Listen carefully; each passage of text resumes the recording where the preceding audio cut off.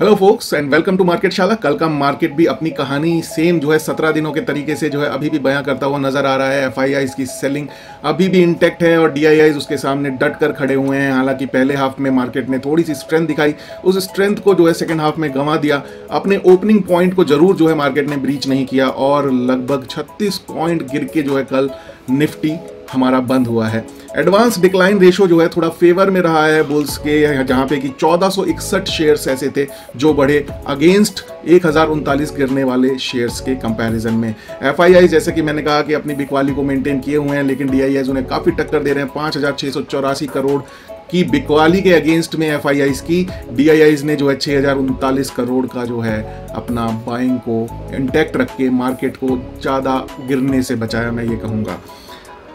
और आप देखते हैं कैसी रहेगी आज के मार्केट की चाल। वर्ल्ड मार्केट सेंटीमेंट कमजोर नजर आ रहे हैं, बहुत ही वीक नजर आ रहे हैं, चाहे यूएस मार्केट हो यूके मार्केट हो। हालांकि मॉर्निंग में जापानीज मार्केट थोड़ी स्ट्रेंथ जरूर शो कर रहा है। इधर इंडिया विक्स और इंक्रीज होकर के 14.62 पे जाकर के कल बंद हुआ, जो कि 15 के लेवल को जो है अप्रोच करने की कोशिश कर रहा है, which is not a good sign for the point of view. अगर हम अपना रखें बुलिश साइड का तो थोड़ा सा जो है कंसर्न है। क्रूड ऑयल 70 के ऊपर जो है बना हुआ है 71.30, और यहाँ पे हम WTI क्रूड ऑयल की बात कर रहे हैं, which is not a good sign for the Indian economy market, क्योंकि इंच अप हुआ है, हालांकि कंट्रोल में है। यूएस बॉन्ड यील्ड जो है अपनी 4% के ऊपर का जो स्टेटस है बना के रखा हुआ है 4.23, और कहीं ना कहीं ये भी एक जो है एक इंडिकेशन है जिसकी वजह से यूएस मार्केट जो है गिरते हुए दिखाई दिए। 4.23 पे यूएस बॉन्ड यील्ड इंटैक्ट है, जिसको कि हम चाहते हैं अगर इक्विटी मार्केट्स की तरफ एक अच्छा रुझान बनता है तो ये बॉन्ड यील्ड जो है 4 के नीचे आना जरूरी है, जो कि पिछले कुछ दिनों पहले तक थी। पुट कॉल रेशियो थोड़ा सा बड़ा है 0.61, यानी कि कल जो हम बात कर रहे थे कि एक्सट्रीम ओवरसोल्ड जोन में, यानी कि 0.5 के नीचे जा चुका है, वहां से थोड़ा सा जो है अपवर्ड मोमेंटम आया, जिसकी वजह से जिसका आपने रुझान देखा भी इंडियन मार्केट्स में कि स्टॉक्स जो है एडवांस डिक्लाइन रेशियो जो है वो बुल्स के फेवर में रहा, ज्यादा शेयर्स बढ़े और कम शेयर्स जो है घट करके बंद हुए। अभी भी ओवरसोल्ड, एक्सट्रीम ओवरसोल्ड तो नहीं कहूंगा, लेकिन जब तक ये 0.611 तक नहीं पहुंच जाता है तब तक ये एक अच्छा इंडिकेशन है बुल्स के पॉइंट ऑफ व्यू से, जहां पे कि हम ओवरसोल्ड कैटेगरी में इस पर्टिकुलर रेशियो को एक तरीके से एक इंडिकेशन की तरीके से हम ले सकते हैं। इंडियन स्टॉक मार्केट का जो सेंटीमेंट है वो अभी भी कमजोर ही है, अभी भी उसमें अभी कोई स्ट्रेंथ जो है अभी दिखाई नहीं दे रही है। लास्ट वीक के लोअर पॉइंट के नीचे अभी भी ट्रेड कर रहा है। मंथली जो इनका लास्ट मंथ का जो क्लोजिंग है उन लेवल्स के नीचे अभी भी ये मार्केट जो है अभी भी ट्रेड कर रहा है। अब देख लेते हैं जो लोग निफ्टी एंड बैंक निफ्टी के फ्यूचर लेवल्स को ट्रेड करते हैं, right. Nifty and bank Nifty के फ्यूचर लेवल्स में निफ्टी का जो कल का हैंडओवर रहा वो था 24,379। मैं बात कर रहा हूं निफ्टी फ्यूचर लेवल्स की, और इसके जो रुकावट आने के जो इंडिकेशंस दिखाई दे रहे हैं वो दिखाई दे रहे हैं आज के लिए 24,543, 24,640, 24,816, और सपोर्ट एरियाज रहेंगे 24,379 और 24,057 के ऊपर।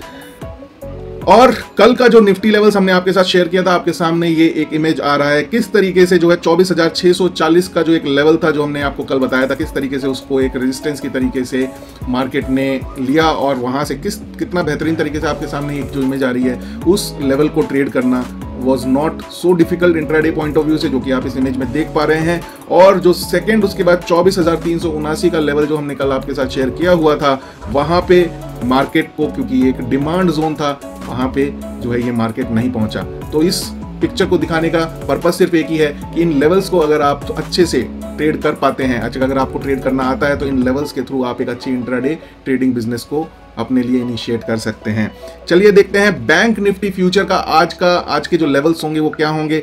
बैंक निफ्टी फ्यूचर का कल का हैंडओवर है 51,352 का, और जो रुकावट आने की, यानी कि रेजिस्टेंस जो आने की संभावना है वो है 51,386, 51,469 और 51,755 के ऊपर। सपोर्ट एरियाज आज के लिए रहेंगे 51,258, 51,185 और 50,696 के ऊपर।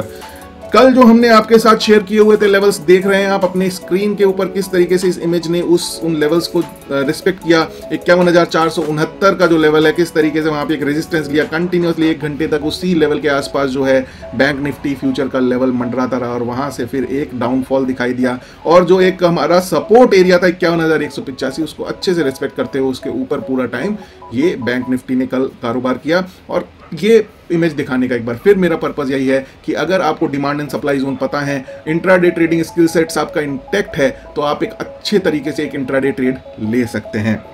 चलिए अब चलते हैं स्टॉक ऑफ द डे की तरफ। स्टॉक ऑफ द डे आज का हमारा जो रडार पे है, हम जिसे बाई करके चलेंगे, उस स्टॉक का नाम है HCL टेक। जी हाँ, आईटी सेक्टर का HCL कंपनी जो है आज हमारे रडार पे है, जो कि हम बाई करेंगे।